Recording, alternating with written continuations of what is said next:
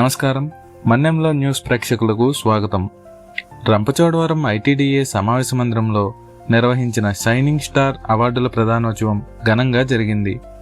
ఈ కార్యక్రమానికి జిల్లా collector K Dinesh Kumar, Rampachodavaram MLA, legislative committee chairperson మిరియాల శిరీషాదేవి, జాయింట్ కలెక్టర్ సూరపాటి ప్రశాంత్ కుమార్, రాష్ట్ర ఎస్టీ కమిషన్ సభ్యురాలు గొర్లె సునీతతో పాటు పలువురు అధికారులు హాజరై జ్యోతి ప్రజ్వలన చేసి ఈ కార్యక్రమాన్ని ప్రారంభించారు.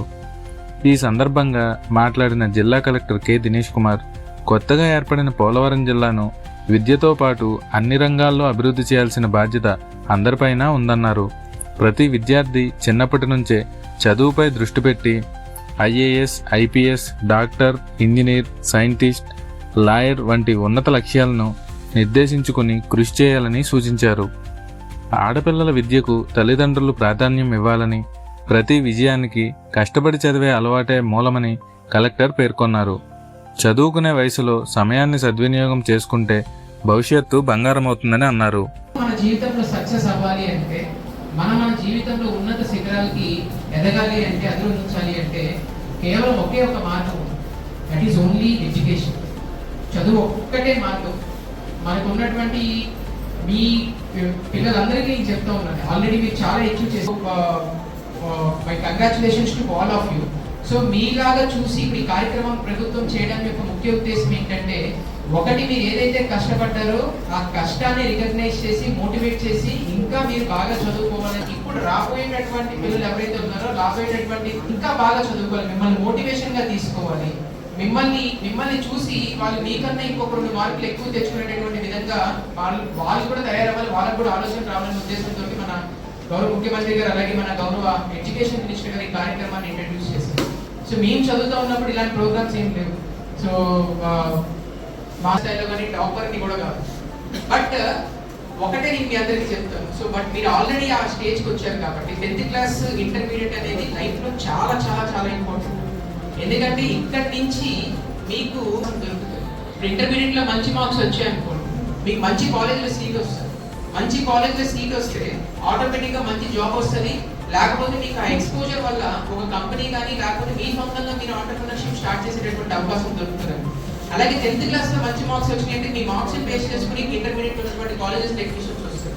So that initial start, initial push ఎప్పుడు కూడా నన్ను అడిగితే మీ కాలేజ్ లైఫ్ కన్నా కూడా 10th class intermediate very important, చాలా చాలా ఇంపార్టెంట్. అండ్ మీరు ఈ 3 సంవత్సరాలు బాగా చదువుకుంటే ఆటోమేటిక్గా లైఫ్ అనేది సెట్ అవుతుంది. పేరెంట్స్ ఉన్నారు, అలాగే పిల్లలు ఉన్నారు. మన చాలా ప్రాంతంలో ఒక అలవాటు ఏముందంటే, ప్రతి ఆడపిల్ల అనగానే తొందరగా పెళ్లి చేసేయాలనేటటువంటి ఒక అలవాటు వస్తుంది అన్నమాట. 18 సంవత్సరాలు రాగానే, లేకపోతే 20 సంవత్సరాలు రాగానే, లేకపోతే 21 సంవత్సరాలు రాగానే పిల్లలు వెళ్ళి ప్రపంచాన్ని చేయించుకొని వచ్చేటటువంటి సత్తా ఉంది. సో వాళ్ళని మనం పూర్తిగా చదివించాలి. ఇంజనీరింగ్ కావాలంటే ఇంజనీరింగ్ చేయాలి, డాక్టర్ కావాలంటే డాక్టర్ చేయించాలి, లేకపోతే ఐఏఎస్ అవుతారంటే ఐఏఎస్ చేయించండి. అండ్ ఇంకేదైనా చార్టెడ్ అకౌంట్ నడుస్తుంది అంటే ఈరోజు ప్రతి ఒక్క ప్రొఫెషన్ పని చేస్తేనే నడుస్తుంది. టీచర్స్ కావాలి, డాక్టర్స్ కావాలి, ఇంజనీర్స్ కావాలి, అడ్మినిస్ట్రేటర్స్ కావాలి, లాయర్స్ కావాలి, చార్టెడ్ అకౌంటెంట్స్ కావాలి, సినీ యాక్టర్స్ కావాలి, పొలిటీషియన్స్ కావాలి. అవునా కాదు? అందరూ కలిస్తేనే సమాజం, అందరూ కలిసి కట్టుగా పని చేస్తేనే సమాజం ముందుకు వెళ్తుంది. సో ఇది చేయాలి అది చేయాలని కాకుండా వాళ్ళకి ఏదైతే ప్యాషన్ ఉందో ఆ ప్యాషన్ మీద వర్కౌట్ చేయమని చెప్పాను. బట్ మీరు ఎంచుకున్నటువంటి ఫీల్డ్లో పిల్లలందరికీ నేను చెప్తున్నాను, మీరు ఏ ఫీల్డ్ అయినా ఎంచుకోండి. బట్ మీరు ఎంచుకున్న ఫీల్డ్లో మీకన్నా ముందు ఎవ్వరు, ఒకవేళ డాక్టర్ అవ్వాలనుకుంటే you should be the best doctor in the world. ఏం సమస్య చెప్పండి? ఇప్పుడు దేవుడు పుట్టించినప్పుడు అందరినీ ఈక్వల్గా పుట్టించాడు.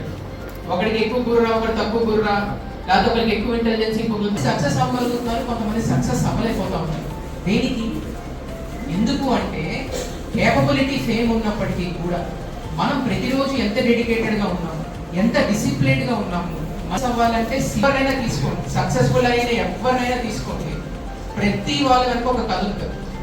ఆ కథ వెనక ఒక సాక్రిఫైస్ ఉంటుంది, ఆ కథ వెనక ఒక త్యాగం ఉంటుంది. సో వాళ్ళంతా కష్టపడితేనే సక్సెస్ అవుతారు.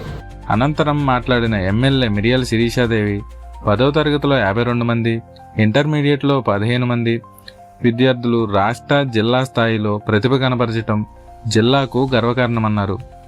మొత్తం 67 మంది విద్యార్థులకు 20,000 చొప్పున నగదు బహుమతి, మెడల్, సర్టిఫికేట్ అందించడం ఆనందంగా ఉందన్నారు.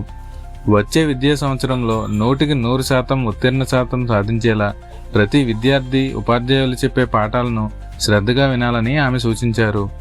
అలాగే బాల్య వివాహాలకు తావివ్వకుండా బాలికలు విద్య పూర్తయ్యాకే వివాహం చేసుకోవాలని తల్లిదండ్రులకు విజ్ఞప్తి చేశారు.